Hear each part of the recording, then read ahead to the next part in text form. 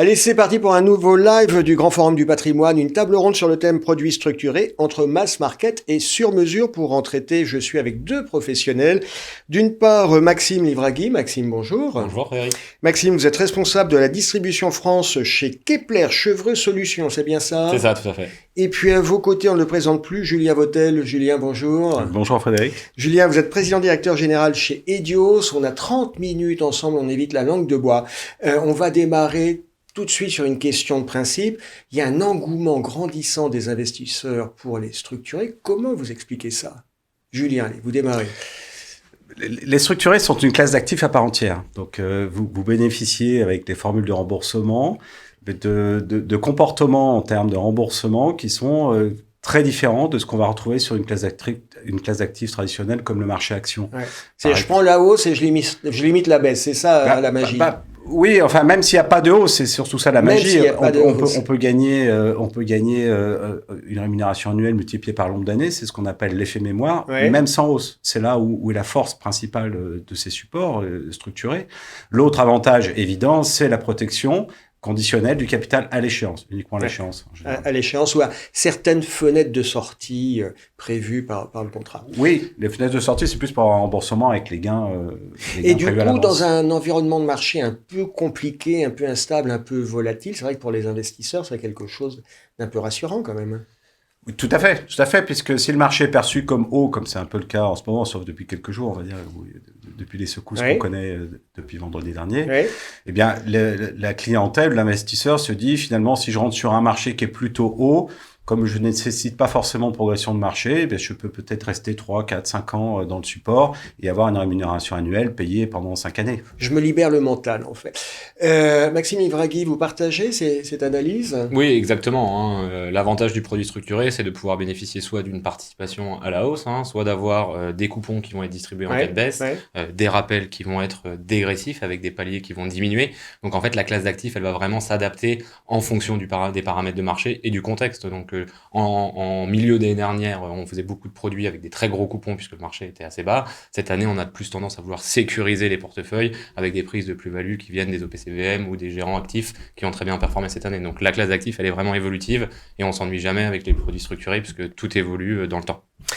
Maxime Livragui, vous faites partie des acteurs qui comptent sur le marché des structurés. Il y a une offre qui ne cesse de s'enrichir de mois en mois et vous, une de vos caractéristiques, c'est de dire, nous, on fait des structurés sur mesure. C'est Exactement. Donc, l'offre, elle évolue, les paramètres de marché et l'innovation, je dirais, est constante dans notre classe d'actifs. C'est aussi pour ça qu'on gagne des parts de marché actuellement.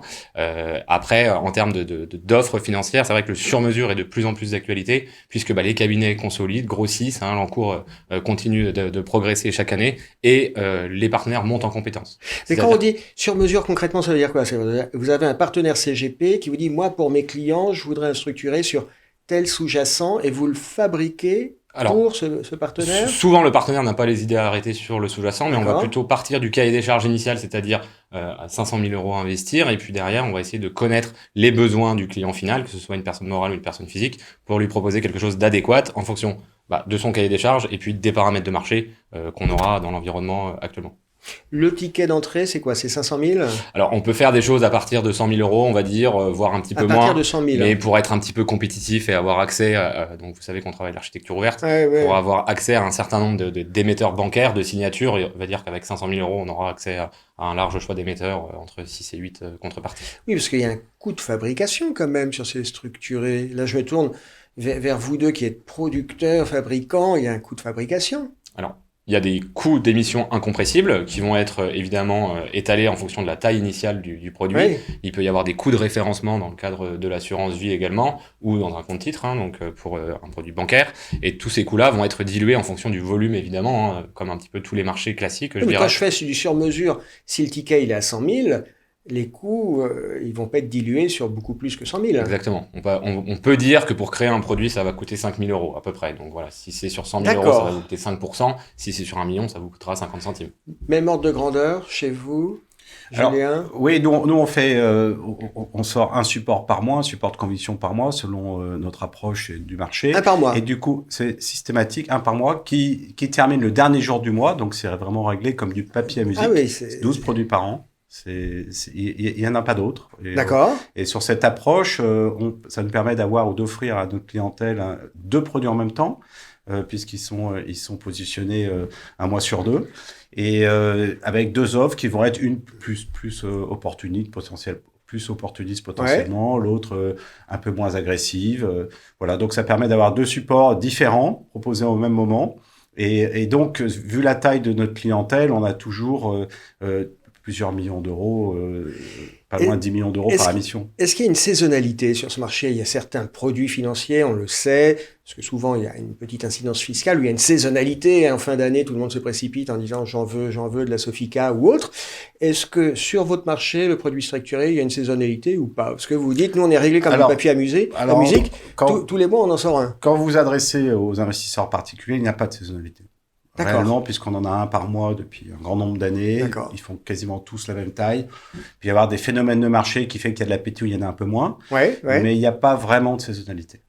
D'accord. C'est pour nous. Voilà, pour compléter, mais c'est assez compliqué de timer le marché, de prévoir les différents cycles. Donc, un investisseur qui va investir à fenêtre régulière, hein, tout comme un investisseur qui va vouloir s'exposer à l'assurance vie, ça reste, je dirais, une tactique, en tout cas, d'investissement qui a fait ses preuves dans le temps et qui génère de la performance. Donc, après, on arrive à profiter des points d'entrée, évidemment, en fonction de la volatilité, hein, comme on le disait, mais voilà, il n'y a pas vraiment de saisonnalité et nos produits n'ouvrent pas droit à déduction fiscale. Donc, du coup, c'est vrai qu'en fin d'année, on n'ira pas se ruer sur les structurés.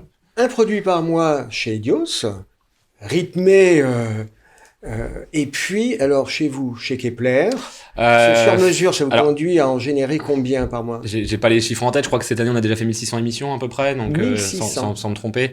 Donc les volumes sont assez conséquents, nous on est une trentaine de vendeurs à peu près, donc il y a beaucoup d'émissions qui sont faites tous les jours d'ailleurs, donc après en fonction des différents cahiers des charges, et les volumétries évoluent aussi chaque semaine, hein. Mais les clients sont parfois attentistes pour profiter un petit peu de la volatilité, donc c'est-à-dire qu'ils gardent le cash en réserve, attendent comme ce qui se passe en ce moment, une correction qui va être substantielle mais qui va permettre de booster un petit peu les rendements. Et là ça donne des idées, voilà, tout à fait. Ça donne envie d'y aller. Tout à fait. C'est ça. Julien Vautel, votre collègue Maxime Livragui de Kepler Chevreux Solutions, vous dit nous on fait du sur-mesure, donc vous faites quoi, du mass market? On fait du produit de conviction. Ce qu'on entend par du produit de conviction, c'est qu'on suit nos propres conviction, notre approche du marché. Typiquement, aujourd'hui, après la hausse qu'on a connue depuis un an, un peu plus d'un an, nous, on l'interprète comme un phénomène de rattrapage et on est encore très confiant sur une hausse à venir des marchés européens. Le marché européen ayant encore à peu près 20 points de retard par rapport à l'année 2000. Hein. Je parle par exemple de l'Eurostock 50 ou des indices qui sont comparables. Et donc, on reste très offensif et on continue à concevoir des produits structurés qui ne sont pas remboursés sur une simple stabilité des marchés, mais même sur des progressions de marché. Sur des progressions. Typiquement, le mois prochain, on a un support, il faut que le marché gagne 10% pour qu'il soit remboursé, mais avec 17% de gains par année écoulée. Donc, on a cette approche-là qui fait qu'on va sortir des supports relativement différents, d'autres caractéristiques différentes. Par exemple, on émet toujours sur 12 ans. C'est très long pour un client. C'est très long, 12 ans. Mais c'est dans son intérêt. C'est réellement. Parce qu'il a 12 années, 12 fenêtres pour sortir. C'est-à-dire que si le cycle boursier est un peu plus long ou si le prochain cycle boursier ne rembourse pas le support, mais il a plus de chances pour avoir des sorties gagnantes. Et donc, pour nous, ça le sécurise énormément d'être sur un véhicule qui va durer 12 ans maximum. Il n'empêche qu'en moyenne, depuis 13 ans que les gammes H existent, c'est le nom commercial de notre offre, eh bien, en moyenne, ça dure 2 ans. Donc, ça dure pas plus longtemps si c'est émis sur 12 ans maximum, mais c'est dans l'intérêt du client, sauf qu'il faut le lui expliquer, donc c'est plus difficile. Donc il y a un petit travail de pédagogie. Il y a un travail de pédagogie qui va loin pour expliquer pourquoi on fait du 12 ans et pas du 7, 8 ans ou 10 ans. Un autre sujet, c'est qu'on n'a jamais sorti de support indexé sur le CAC 40 ou équivalent parce qu'on ne veut pas prendre le risque spécifique de la France. On ne veut pas faire porter ce risque à notre client. Donc on a toujours pris de l'Europe en général, donc des indices européens assez diversifiés. C'est plus difficile aussi à commercialiser parce qu'il faut expliquer. Souvent, il y a un nom d'indice un peu barbare, donc c'est sûr que c'est plus compliqué que de vendre du CAC 40. Mais c'est aussi pour nous dans l'intérêt du client. Et puis, c'est faire de la diversification aussi. Exactement. Parce que souvent, on a des investisseurs français déjà beaucoup exposés au marché français, que ce soit les actions, les obligations, l'immobilier français. C'est bien d'aller un peu faire son marché autre part. C'est intéressant ce que vous dites. On a un mécanisme qui peut rouler sur 12 ans max, mais qui en moyenne est rappelé au bout de 2 ans. En moyenne, c'est ce qu'on constate, c'est statistique. Maxime, chez vous, la durée de vie des structurés, c'est quoi? C'est en fonction du cahier des charges de chaque... Voilà, tout dépendra du cahier des charges. Donc, dans l'assurance vie, on était sur des produits qui pouvaient durer entre 6 et 8 ans il y a encore quelques années. On est passé de 8 à 10 ans. Et puis maintenant, 12 ans, ça devient aussi la norme de marché. Quand on utilise des produits sur action du fait de la crise de 2020, on va plutôt avoir tendance à faire du 5-6 ans. Et puis après, en fonction du cahier des charges, l'avantage du sur-mesure, c'est qu'on peut faire des produits qui vont durer de 6 mois à 12 ans, voire 15 ans, même pour certains cas particuliers, si on est plus sur de l'obligataire. Donc, sur 6 mois, c'est possible? Sur 6 mois, c'est possible de faire des produits qui vont avoir une maturité de 6 mois. C'est-à-dire qu'ils vont s'arrêter, se terminer de façon certaine. C'est quoi? C'est pour de la gestion de trésorerie? C'est quoi? Ça peut être pour de la gestion de trésorerie, ça peut être des arbitrages de marché aussi, parfois, qu'on va réussir à déceler en fonction des différentes salles avec qui on parle pour nous envoyer du papier. Donc, il existe différentes typologies de produits où ça peut être des produits très très courts sur une action pour profiter de la volatilité. C'est quoi les sous-jacents que vous travaillez l'un et l'autre? Là, vous disiez, ça peut être sur une action spécifique. Vous parliez d'un indice pan-européen en ce qui vous concerne, Julien. Pour ce qui nous concerne, c'est systématiquement de l'indice pan-européen, équipondéré. C'est-à-dire, par exemple, il y a un grand standard, c'est l'Eurostoxx 50. Donc, il y a 50 valeurs. On va reprendre ces 50 valeurs ou à peu près les mêmes valeurs, mais on va les équipondérer, donc 2% chacune des 50 valeurs. Et on va aller sur des indices dits decrement en pourcentage. Je précise parce qu'on ne traite pas les indices en points. En pourcentage, ça veut dire qu'on va prélever forfaitairement 5% par an. Un dividende. Voilà, un dividende. Et on va réinjecter les dividendes réellement versés. Voilà, donc ça permet de doper les performances potentielles des supports, puisque au moment où on fabrique le produit, on sait qu'on va avoir une ressource de 5% chaque année, et donc on peut améliorer le coupon, c'est-à-dire la rémunération annuelle, de manière très très sensible. Et donc du coup, on pense que c'est plus intéressant d'aller vers ces produits qui sont à decrement, même si ils offrent pas forcément les mêmes possibilités ou les mêmes chances de sortie qu'un indice standard comme l'Eurostoxx 50, et c'est assez évident, puisque on va dire que ça décale tous les ans pour nous en moyenne de 0,7%. Chaque année, mais on va aller chercher beaucoup plus de rémunération et peut-être potentiellement des meilleures barrières de protection à l'échéance. Maxime Livragui, même question. Vous faites du produit sur mesure, donc j'imagine que vous avez moins de doctrine en matière de sous-jacence. Ou est-ce que vous avez un petit jardin secret dans lequel vous aimez aller cueillir les sous-jacents? J'étais venu, alors je vous rappelle qu'on est une maison de recherche, donc on aime bien jouer là-dessus auprès de nos partenaires pour nous montrer que nous sommes des vendeurs de conviction. Et vous aussi, mais en début d'année, je vous avais présenté notre indice de transition énergétique, donc qui a très bien performé cette année et qu'on a très très bien vendu. Mais le best-seller qu'on a en portefeuille, je dirais aujourd'hui, c'est l'indice transatlantique, donc qui va prendre en fait les 50 plus grosses valeurs européennes et les 50 plus grosses valeurs américaines. On apporte une belle convexité dans les portefeuilles puisque les secteurs sont un petit peu diversifiés. Et puis on sait que structurellement, le marché américain a plus tendance à progresser. Donc en fait, cet indice va aller tirer les performances de l'Europe un petit peu vers le haut. Et c'est un très très bon benchmark puisqu'on va pouvoir avoir 100 valeurs équipondérées. Donc en cas de baisse, on est un petit peu plus résilient. Et puis en cas de hausse, on arrive à choper un petit peu plus de performance avec les entreprises technologiques.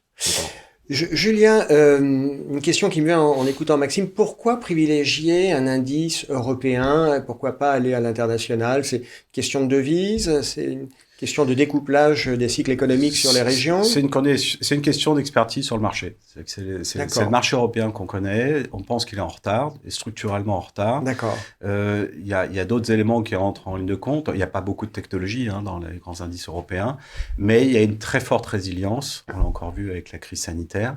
Et surtout, ça ne se crée plus finalement des grandes sociétés européennes. C'est-à-dire qu'aux États-Unis, on voit des grosses sociétés qui ont 20 ans. En Europe, ça n'existe quasiment pas.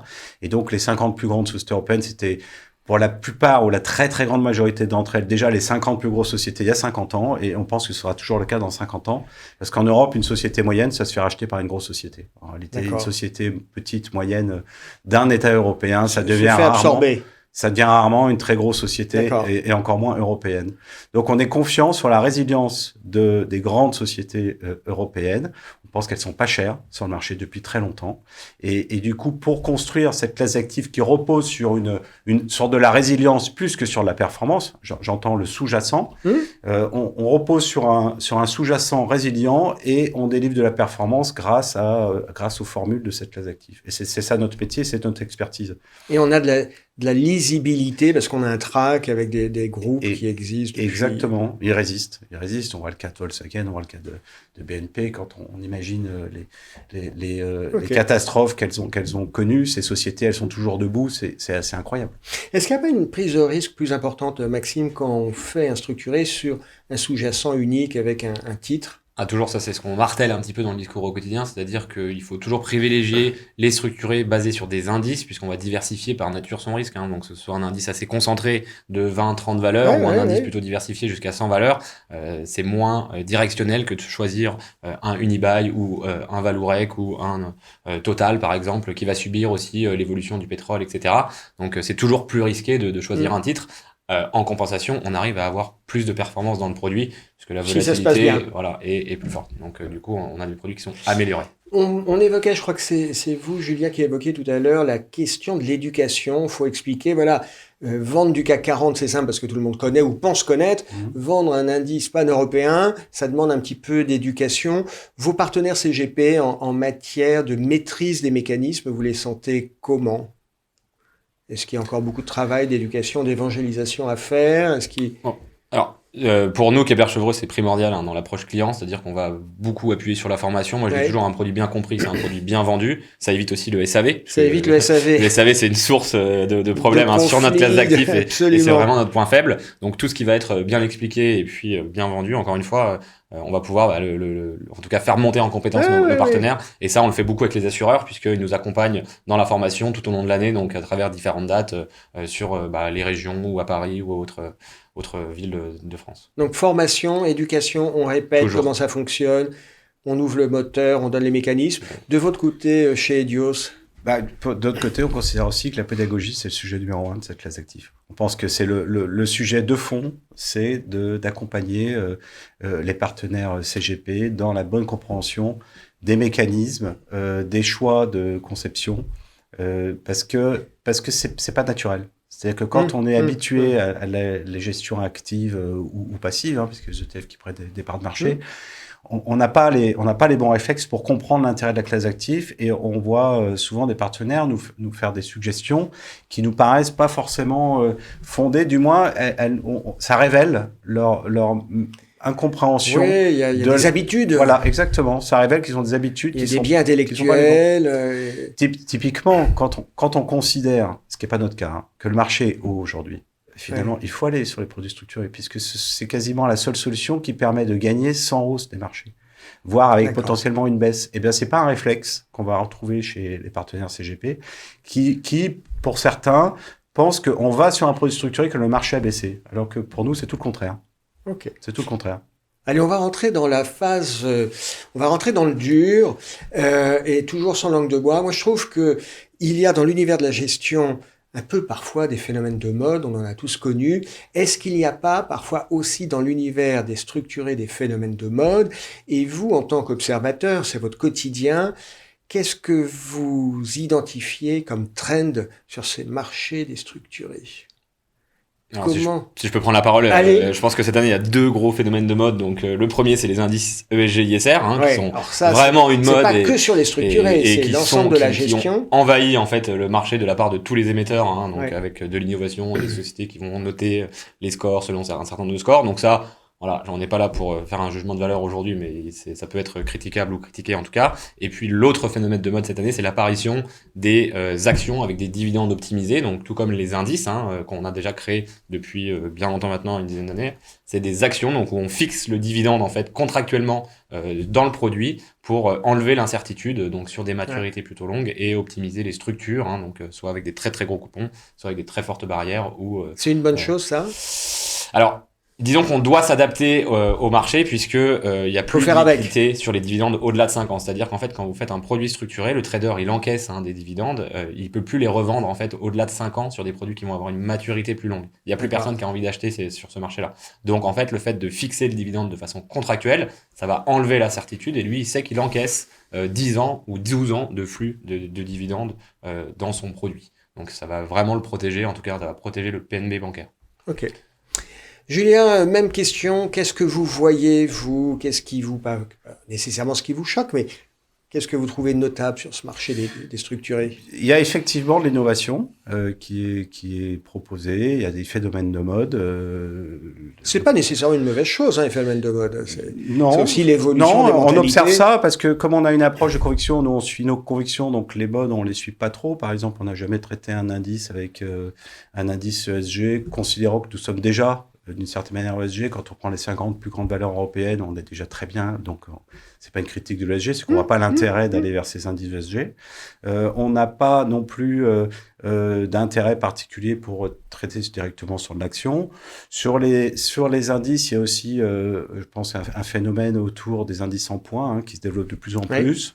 Ça nous a pas du tout convaincus, donc on n'y va pas non plus. Donc vous êtes vraiment sur une logique de conviction. Vous regardez, vous tracez votre voie. Exactement. On reste dans notre domaine de compétences. Après, on est très ouvert à d'autres innovations et parfois on en a saisi. Voilà, il y a de l'imagination, il y a de l'innovation.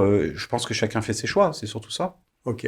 En tout cas, c'est riche. Il y a une question que j'ai l'habitude de poser et qui moi m'intéresse, à titre personnel aussi en tant qu'investisseur. Alors je ne sais pas si elle est très pertinente concernant les structurés. C'est sur cette classe d'actifs. C'est vous, Julien, je crois qu'il disait, c'est une classe d'actifs à part entière, les structurés. Ça a quelle place dans un portefeuille? Est-ce que c'est corps? Est-ce que c'est satellite? Et puis, ça doit peser quoi? Est-ce que vous émettez peut-être pas des recommandations, mais des avis sur cette question?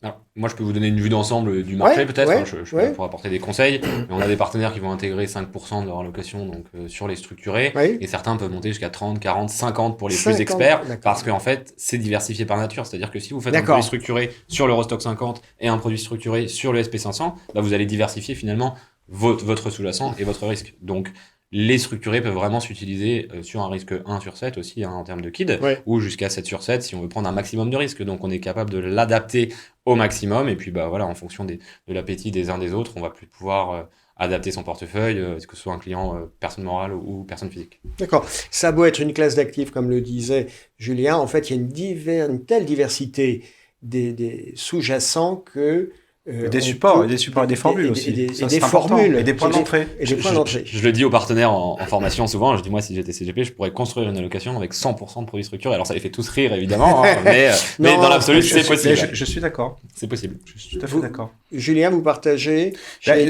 nous, quand on a une clientèle en direct aussi, et cette clientèle comme celle de nos partenaires CGP, il y a toujours une logique cash chez un particulier. Donc là, effectivement, on va pas l'emmener sur un produit structuré. Donc il y a une poche de cash, mais pour la poche non cash d'épargne financière, la plupart de nos clients ont déjà pas mal de patrimoine immobilier. Avoir 100% de structurés qui viennent accompagner du cash, ça nous paraît pas délirant du tout, puisque il y a quand même ces protections à l'échéance. En revanche, on va toujours dire aux clients, attention de vous constituer un portefeuille diversifié, c'est-à-dire avec des points d'entrée diversifiés, des formules différentes. Donc ça, c'est très important. Il ne s'agit pas de tout mettre sur un seul support, sur un seul point d'entrée. La règle de la diversification continue à prévaloir. Exactement. C'est la règle de base. Dans la construction d'un portefeuille de produits structurés, la diversification, c'est primordial. Est-ce qu'il n'y a pas parfois chez les investisseurs des attentes déraisonnables? Moi, je vois parfois des particuliers qui sont enthousiastes concernant les structurés. Est-ce qu'il n'y a pas parfois des attentes un peu irréalistes? L'attente irréaliste, c'est de considérer que c'est un produit garanti. C'est-à-dire qu'un produit structuré, c'est un produit à risque. C'est comme ça. Il faut accepter et assumer ce risque. Nous, pour notre part, on l'assume tellement que finalement, on fait des produits assez offensifs. On est plutôt dynamique. On va chercher de la performance parce qu'on pense que fondamentalement, parce que la garantie en capital, elle est jusqu'à moins X, Y, Z. D'abord, elle est conditionnelle. Donc, il y a des conditions, et puis il y a aussi toujours la garantie, enfin le risque émetteur qui pèse sur toute la durée. Donc c'est sur 12 ans, un risque émetteur sur 12 ans, ça existe. Et puis c'est à l'échéance, sous condition. Donc le risque, est inhérent à cette classe d'actifs. C'est pour ça qu'elle est capable aussi de délivrer la performance. Donc la principale erreur potentielle qu'un investisseur peut commettre, ou du moins l'exigence, à notre sens un peu déplacée, c'est de penser qu'ils sont sur un produit garanti. Ce qui a fait d'ailleurs. Ça ne remplace pas le fonds en euros, parce qu'on a pu entendre certains dire ça ne se compare pas non plus. C'est pas que ça remplace pas, c'est que ça ne se compare pas à un fonds en euros. Ça se compare à une classe d'actifs actions. Je pense que c'est avec des règles différentes. Avec des règles différentes et une asymétrie. Et ça, c'est important. Une asymétrie.